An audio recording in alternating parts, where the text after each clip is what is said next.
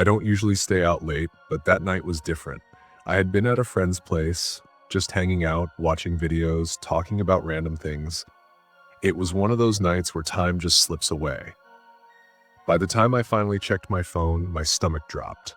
Past midnight. My battery was at 5% and the buses had stopped running. I could have asked for a ride, but I didn't want to bother anyone. I told myself it was fine. The walk home was only about 30 minutes. I don't mind walking. My neighborhood is quiet, peaceful even. The streets are mostly empty at night and the main road has plenty of streetlights. But once you turn into the smaller streets, the darkness feels different. That night, the air was colder than usual, and for some reason, the silence felt off. At first, everything seemed normal. I walked at a steady pace, hands stuffed into my hoodie pockets, my breath coming out in small clouds. My footsteps echoed off the pavement, steady, predictable. The only other sounds were distant traffic and the occasional rustling of leaves. But after about 10 minutes, I started to feel uneasy. I don't know how to explain it. It wasn't a sound, not a sight, just a feeling. A prickling at the back of my neck, like I was being watched. I swallowed hard and glanced over my shoulder. Nothing. Just an empty sidewalk stretching behind me, the yellow glow of streetlights casting long shadows. I forced myself to look forward and keep walking, telling myself I was being paranoid. A minute later, I heard it. A footstep, not mine. It was faint, just a soft scuff against the pavement, but unmistakable. I stopped dead in my tracks, my pulse hammering in my ears. Silence. I turned around slowly, scanning the street. Still nothing.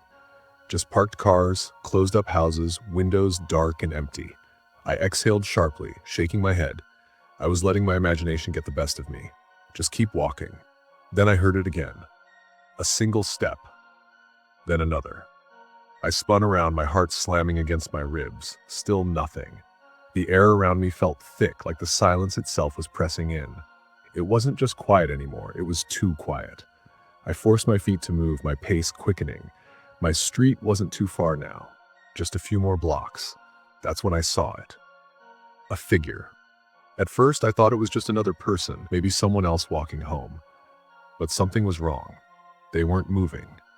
They stood perfectly still under a streetlight, just far enough away that I couldn't make out any details. I slowed down, my pulse spiking. Every instinct in my body screamed at me to turn back. But where would I go? My phone was almost dead and there was no one else around. I kept walking, trying to act normal, trying not to look as nervous as I felt. My eyes stayed locked on the figure. They didn't move. But the closer I got, the worse the feeling in my stomach grew. They were facing me, but I couldn't see their face. The shadows swallowed their features, leaving only the outline of a person. I stopped. For a long moment, neither of us moved. My breathing was uneven, my skin crawling with the urge to run. Then they took a step toward me. I stumbled back, my heart racing. Another step. I turned, walked in the other direction, fast. I forced myself not to run. Not yet. I didn't want to give them a reason to chase me. I listened carefully. Footsteps. Getting faster. I felt the panic rise in my chest like a tidal wave. My hands clenched into fists. I broke into a run. I didn't look back. I couldn't look back. I sprinted down side streets, past empty houses, my lungs burning. I could hear them behind me, running too. I reached my street, my legs screaming with exhaustion. My house was right there, just a few more feet. I fumbled with my keys, hands shaking so badly I almost dropped them. I could feel something behind me. I threw the door open, slammed it shut, locked every single bolt. Silence. I stood there, my chest rising and falling in panicked gasps. Sweat dripped down my back. I felt like throwing up. I waited. Minutes passed. Finally, I forced myself to creep toward the window, my hands still trembling. I peeked outside. The street was empty. No one was there. My stomach twisted painfully. I don't know who they were. I don't know what they wanted. But I never walked home alone again. I was 22 at the time, living in a city I won't name for privacy reasons. I had just moved there for work, fresh out of college, and I didn't know many people yet. I had a small apartment near downtown, nothing fancy, just enough space for me. It was lonely, but I told myself I'd get used to it. I was working late shifts at a restaurant, and by the time I clocked out, it was usually past midnight. That night, my coworker, let's just call him Jay, offered me a ride home, but I declined. It wasn't that far, maybe a 25-minute walk, and I liked walking at night. It helped me clear my head after long shifts. Plus, I was trying to save money wherever I could. That decision was the biggest mistake of my life. It started off normal. The streets were mostly empty, a few cars passing by every now and then. The air was cool, and I put my headphones in, listening to some random playlist. I walked the same route every night, down the main road, through a quieter residential area, then a shortcut through an alley that led straight to my apartment complex. I had taken that path dozens of times before, but that night, something felt off. I can't explain it. It was just this weird feeling, like an itch in the back of my brain, like someone was watching me. I brushed it off at first, telling myself I was just tired. But as I kept walking, the feeling got stronger. My stomach was tight, my heart was beating just a little too fast, and I found myself glancing over my shoulder every few steps. That's when I noticed him. At first, he was just a shadow a block behind me, a man wearing dark clothes, walking in the same direction as me. Nothing unusual, right? But when I crossed the street, he did too. When I slowed down, he slowed down. When I sped up, so did he. I told myself it was a coincidence. It had to be. But then I reached the entrance to the alley, the shortcut I always took home, and something in me screamed, "Don't go in there." I hesitated for just a second before stepping into the alley, telling myself I was being paranoid. The second I was in the alley, I heard footsteps speed up behind me. Not just regular walking, running. My whole body froze, and before I could even turn around, I felt a hand grab my backpack and yank me backward. I stumbled, barely managing to stay on my feet. My headphones ripped out of my ears. My brain wasn't even processing what was happening. It was like my body knew I was in danger before my mind caught up.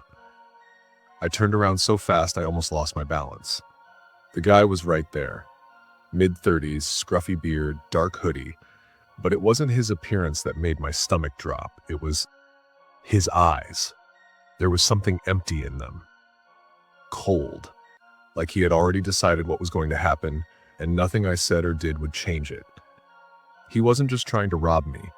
I don't know what kicked in, but I reacted without thinking. I swung my backpack at him, hard. It caught him off guard, and he stumbled back just enough for me to turn and run. I ran like my life depended on it, because it did. I could hear him behind me, his footsteps pounding against the pavement. I sprinted out of the alley and into the nearest street. There were no cars, no people, just me and him. My apartment complex was still 3 blocks away, and I knew I wouldn't make it if I didn't do something. Then I saw it. A gas station on the corner, lights still on. I didn't even think. I veered toward it, practically throwing myself through the doors. The cashier, some bored-looking guy, barely had time to look up before I gasped out, "Call the cops! Someone's following me!" The guy blinked at me like he wasn't sure I was serious, but then the door behind me swung open. I spun around, expecting to see the man, but he was gone. Just gone. The cashier called the police, and I waited there, shaking until they arrived. My whole body felt like it had been drained of energy. My hands were trembling, my chest tight. I couldn't stop looking at the door, expecting him to walk in at any second. The police took my statement, asked if I wanted a ride home, but I said no. I don't know why. I think I was still in shock. Maybe I didn't want to admit how scared I was. Maybe I thought if I acted normal, it would make everything feel less real. I walked the rest of the way home, constantly looking over my shoulder. When I got to my apartment, I locked every door, every window. I barely slept that night. Every time I closed my eyes, I saw his face. Those dead, empty eyes. The police never found him. They checked the gas station security footage, but there was a problem. The cameras facing the entrance were broken. They had nothing to go off of. No leads. Nothing. And to this day, I still wonder, what would have happened if I hadn't made it to that gas station in time? It was around 11:30 p.m. I had stayed late at a friend's house, just playing games and hanging out. I don't drink, so I was completely sober. I could have taken an Uber, but it was only about a 20-minute walk, and I figured I needed the fresh air. It wasn't that cold, just a little chilly, and the streets were pretty empty. A couple of cars passed by, but not much else. At first, I felt fine. I liked walking at night sometimes. It was peaceful. Just me, my thoughts, and the quiet hum of the occasional car in the distance. But about 5 minutes in, something unsettled me. There was a guy walking ahead of me. He was tall, wearing a hoodie and jeans. Nothing too unusual. But the way he kept looking over his shoulder sent a ripple of unease through me. Not in a casual way, more like he was checking for something. Or someone. My stomach tensed. Maybe he was just nervous, or maybe he was high. I wasn't looking for trouble, so I figured I'd just slow down and keep my distance. But then he turned onto a side street, the exact one I needed to take. That's when I hesitated. It was one of those poorly lit roads, only a couple of streetlights working and a bunch of old houses with their lights off. The air felt heavier there. I could have gone the long way, but that would have added 10 extra minutes. My mind wrestled with the decision. It's fine, I told myself. Just keep walking. As I turned onto the street, I noticed the guy had slowed his pace. Not like he was tired, more like he was waiting for something. His posture was stiff, his head tilted slightly like he was listening for something. A cold feeling crept into my chest. My steps became more cautious, my breath a little shorter. Then he stopped, just stood there, in the middle of the sidewalk, not checking his phone, not tying his shoe, just standing. I swallowed hard and slowed down too. Every instinct in me screamed to turn back, to cross the street, to do something. But I felt ridiculous. What was I supposed to do? Run home because some guy stopped walking? I kept going. My heart pounded with every step. As I got closer, he took a few slow steps forward, then stopped again. It was like he was timing his movements with mine. A cold sweat prickled at the back of my neck. I grabbed my phone, pretending to check it, but I wasn't really looking at the screen. My hands felt clammy. Then, the worst part. He turned around. Not fast, not suddenly, just slowly, like he knew I was there the whole time. His face was pale, not sickly, just off. His eyes locked onto mine, but there was no anger, no expression at all, just blank. My pulse hammered in my ears. I did what I thought was normal. I gave him a quick nod and stepped to the side to pass him. But the second I did, "You don't want to go that way." His voice was quiet, almost like he wasn't sure he should be saying it. I froze. "What?" He didn't answer right away. His eyes flicked past me like he was watching something over my shoulder. My breath hitched. Then he mumbled, "They've been following you." A shiver ran down my spine. I whipped around.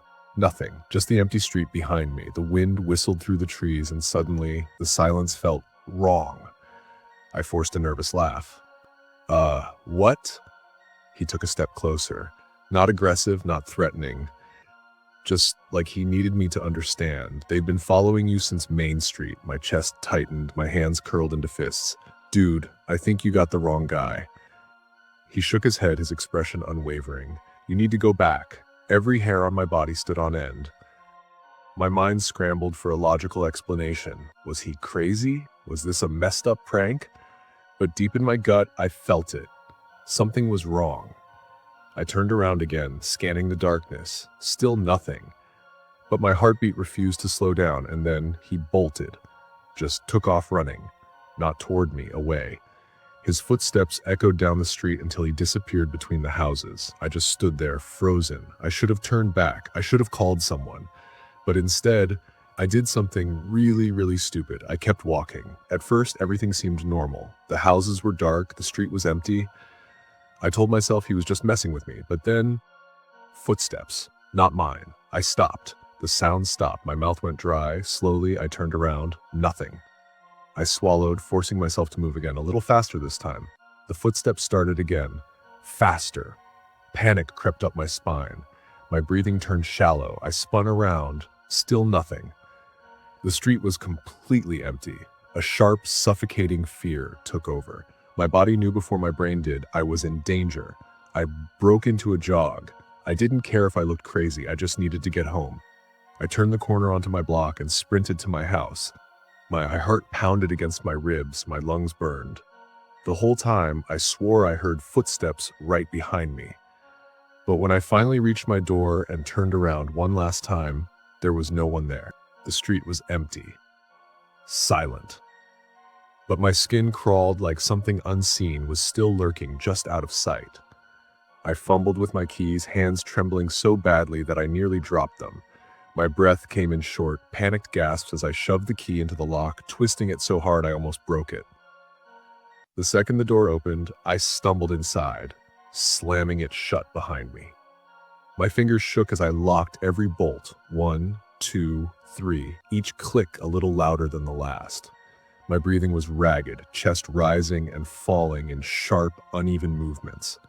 I backed away from the door, pressing my spine against the nearest wall. My heart was pounding, an erratic drumbeat against my ribs. My legs felt weak, like they might give out at any second. I forced myself to move. I rushed to the windows, yanking the blinds down with shaky hands. The outside world was now hidden from view, but that didn't make me feel any safer. Maybe it was all in my head. Maybe that guy freaked me out for no reason. But deep down, I didn't believe that.